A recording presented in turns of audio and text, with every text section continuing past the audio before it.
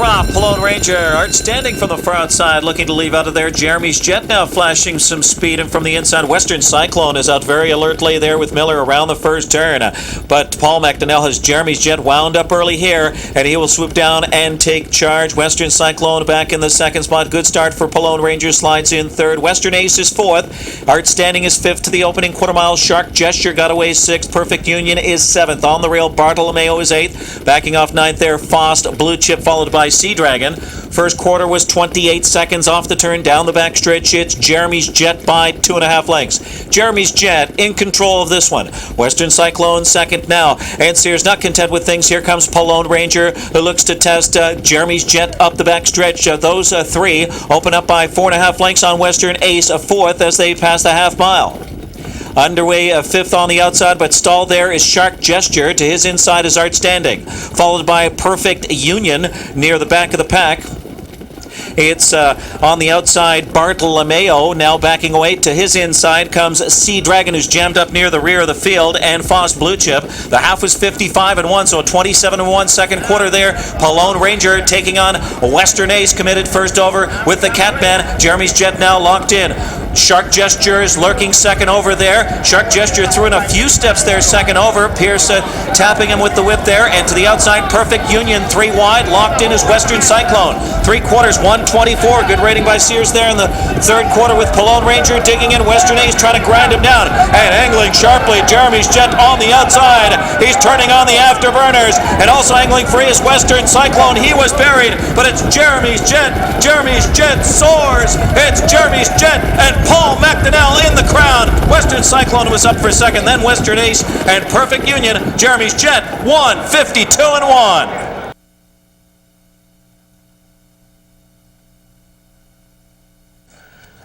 Jeremy's Jet, bred by Anderson Racing of Crete, Illinois. John Leahy of Plainfield, Illinois.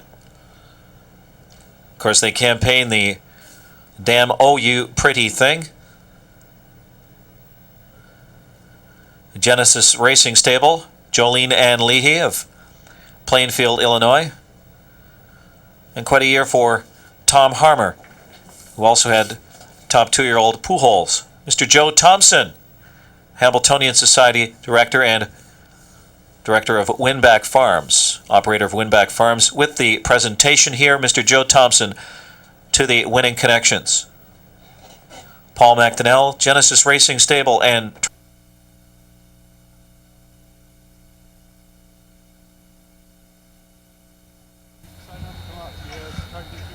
15 years after setting the record in his first drive for a payoff, $140, Paul McDonnell's back with Jeremy's Jet, who's just got one head from being undefeated in the year. Paul, tell us a little bit about, trace the progress of the year so far for Jeremy's Jet. He's answered just about every call. Yeah, he certainly has. You know, he's been very lightly raced this year, and I think that was kind of by design by Tom Harmer, and I think he's just proved that you don't have to race a 2-year-old too many starts and be successful. And he was primed for the biggies, too. That's a Governor's Cup, Metro, and Breeders' Crown. Arts Place, the only other horse has done that. That's fancy company here.